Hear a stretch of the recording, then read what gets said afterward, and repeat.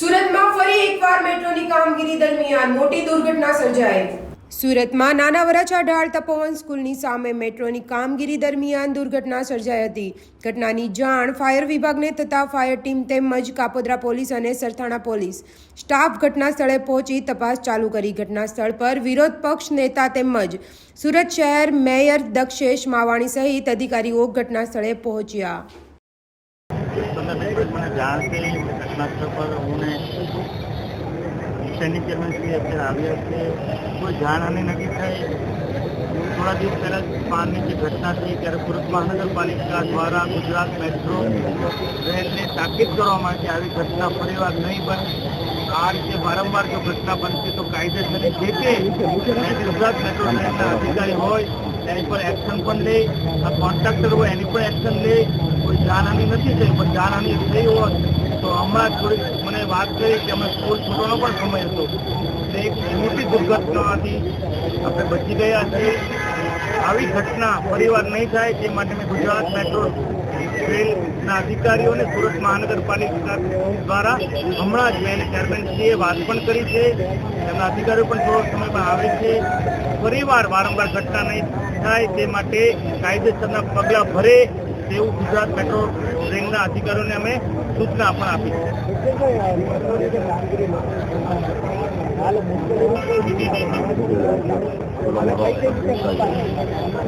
મનપા આ project Gujarat metro rail દ્વારા કરવામાં આવે છે।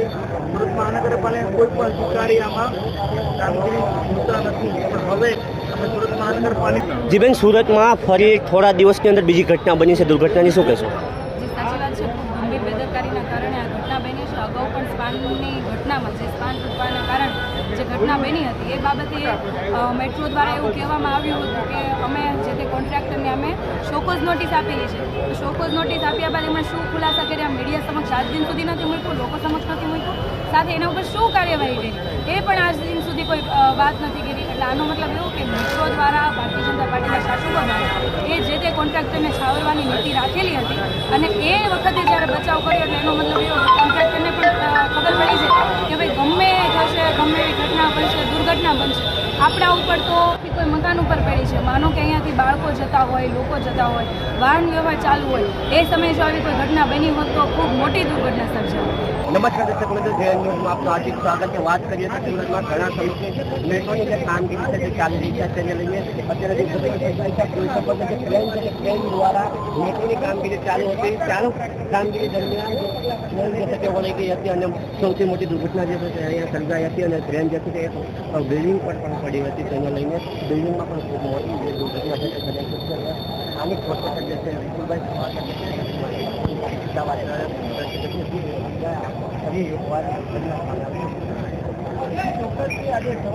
આ સુરત શહેરમાં છેલ્લા 1 મહિનામાં બીજી આવી મોટી દુર્ઘટના બની છે। વારંવાર આવી દુર્ઘટનાઓ આ સુરત શહેરમાં બનતી રહે છે। એનો મતલબ એ છે કે આ મેટ્રોની જે કામગીરી ચાલી છે, જે અધિકારીઓ છે, જે તંત્ર છે, ખૂબ બેદરકારીપૂર્વક કામ કરી રહ્યા છે। અહીંયા બાજુમાં સ્કૂલો આવેલી છે, સદનસીબે અહીંયા કોઈ જે માણસોને જે અહીંયા વાહન વ્યવહાર બંધ હતો, નહીં તો ખૂબ મોટી દુર્ઘટના થઈ જાત। આજે 2 મસ્ત મોટી ક્રેન છે, આટલું મોટું જે આજે પાન ચડાવવાનું જે છે આખું અહીંયા જે આ તમે જોઈ શકો છો, આ મકાન ઉપર પડ્યું, અહીંયા જો રાહદારી ચાલતા હોત તો સ્કૂલના બાળકો પસાર થતા હોત ખૂબ મોટી દુર્ઘટના બની જશે। હજુ 1 મહિના પહેલાં કડોદરા રોડ ઉપર ઘટના બની હતી, એમાંથી આ લોકોએ તંત્રએ કોઈ બોધપાઠ લીધા હોય તો કોઈ કાંઈ શીખ લીધી હોય એવું દેખાતું નથી। જે મેટ્રોનો જે સ્પાન છે તે ચડાવવાની કામગીરી ચાલુ હતી, તેને લઈને જે ક્રેન છે તે એક બિલ્ડિંગ જે છે બિલ્ડિંગ સાથે એની સાથે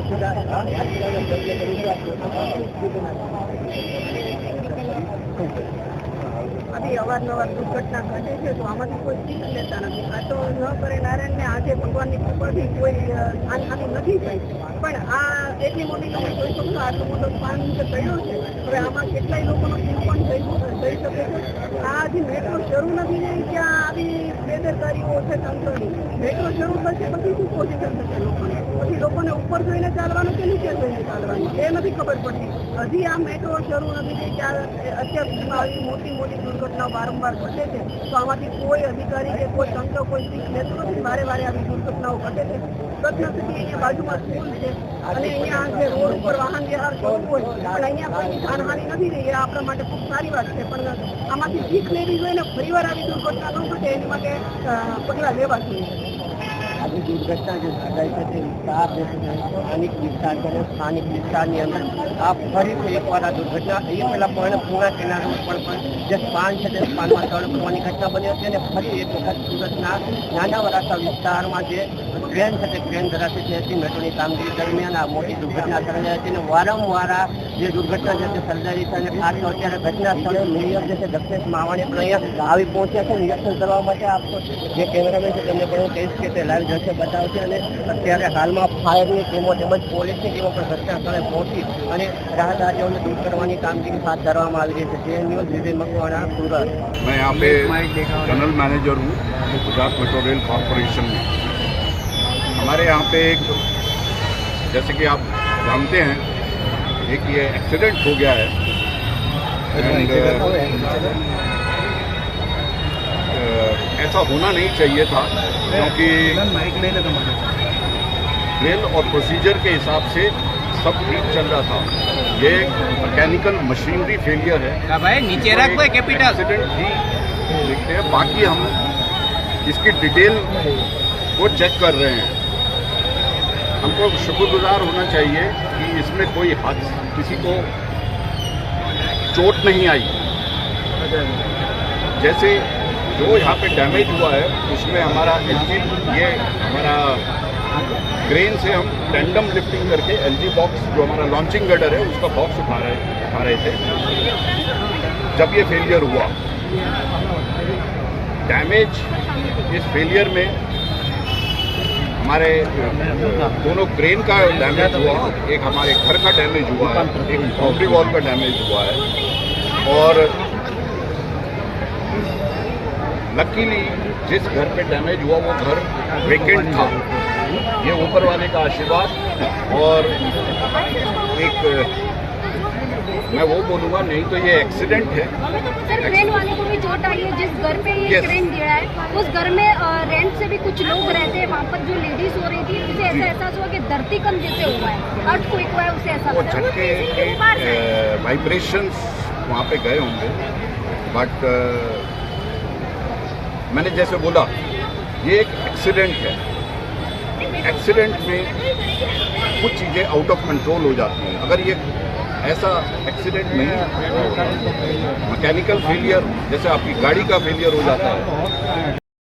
जमुना न्यूज़, सूरत.